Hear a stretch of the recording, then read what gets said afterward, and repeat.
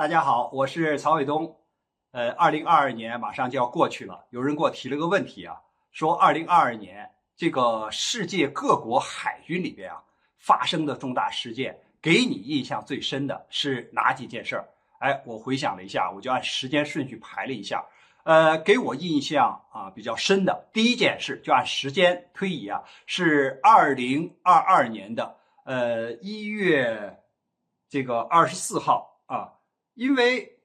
美国呀，它有一个这个卡尔文森号的航空母舰，当时是在中国的就是南海方向进行这种训练或者演习，但是呢，它有一架 F-35C 型的就舰载机隐身的，这是最先进的隐身的战机，就在训练过程中或者执行军事任务中，在着舰的时候就坠海了。那一架这种隐身的战机大约是$1亿呢。这是从资金上来讲，但是你毕竟这是最先进的隐身的战机，可是在训练中坠海了，所以这个对我的印象很深啊，就是这种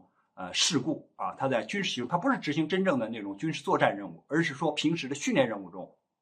坠海了，所以这个对我印象非常深。还有一个呢，就是在这个4月14号，俄罗斯黑海舰队的旗舰莫斯科号啊。他自己说是起火了，然后弹药库爆炸了，然后往军港拖的时候呢，这个遇到风浪，然后沉没了。你想想，一艘大型的巡洋舰啊，然后就这么非战斗减员了。但是就乌克兰方向或者乌克兰方面谈的消息可不是这么说的，他说是乌克兰的这个2枚海王星导弹在雷达的监控下，然后发现了目标，把它给打沉了。但是呢，也有西方说是西方向这个乌克兰提供了就是莫斯科号的行踪，然后呢给他的岸对舰导弹指示的目标，然后由岸对舰导弹把这艘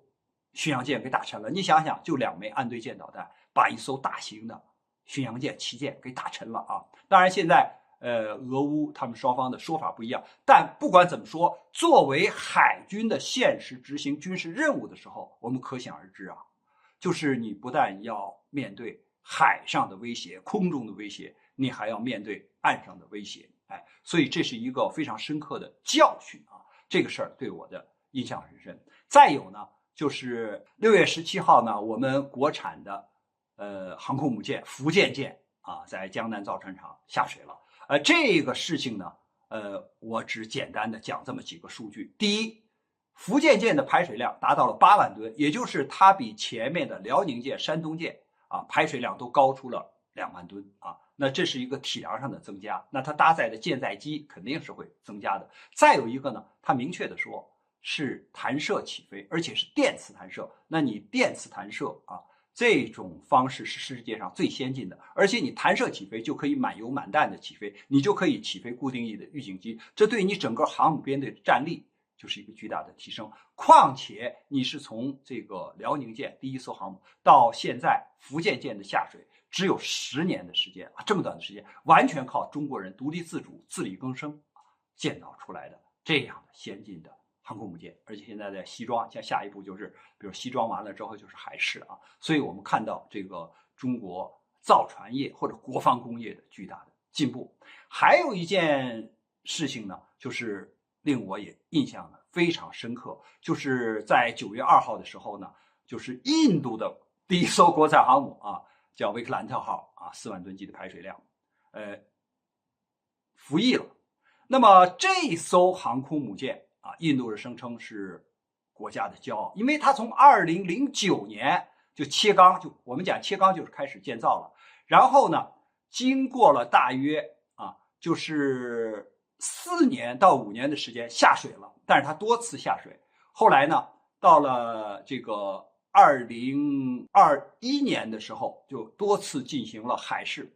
这个期间是多少已经是13年了。一艘国产的航母4万吨级的造了13年而且你上面的很多的舰载机、雷达、导弹，这可都还是进口的但印度也是欢天喜地举国的欢庆，一直到2022年的9月入役的时候就交给印度海军了。这前后经过了13年这13年啊，就造出一艘这样4万吨级的航母，对印度来说都是一个就是在国防工业上或者是在海军建设上了不起的成就啊，它是这样的。所以这个呢，对我印象很深啊，就是这个一艘航空母舰对于一个国家的这个海军它的这种就是信心或者是能力的提升啊，那真是这个看待这个问题真是大不一样啊。那么从这个印度的航空母舰，当然我也会联想到其他国家航空母舰的建造，比如说法国，它也设计了计划，那这个也是多少年以后可能才能建造。那么俄罗斯呢，就是从库兹涅佐夫号这个航空母舰就是一直在执行任务，一直想建就没有能够建成，所以我从这个印度航空母舰这个交给就13年交给印度海军之后呢，这个印象对我也非常的这个深刻。还有呢，就是今年的大约在10月份呢，就是世界上最大的最先进的航空母舰是美国的福特级开始就是进行第一次，它叫军种部署，这很少有这样的名词。一般部署嘛，就军事部署了吗？怎么叫军种部署呢？因为美国海军说，我现在把它部署到大西洋去参加一些演习，检验一下它是否能够达到就执行真正作战任务的这种标准。福特号航空母舰可是就是最新型的，采用电磁弹射，采用隐身的战机等等最先进的，但是到现在交给美国海军多少年也没法真正的执行任务，它叫执行这种军种的部署任务，检验一下它的各种飞行设施、雷达设施包括和这个其他舰艇的这种配合，就是说还不能满负荷的就执行真正的军事作战任务。你像现在尼米兹级的10艘，它都是执行真正的这种军事任务，所以这个事儿呢，也引起我的非常的关注。也就是说，最先进的舰艇我们指技术含量造价等等未必就是最好用的这个装备。所以这些事情呢，可以说在2022年呢，作为海军世界各国海军里面大事中呢，给我留下了比较深刻的印象。关于这个话题呢，我们今天就聊到这儿，感谢大家观看本节目，我们下期节目再见。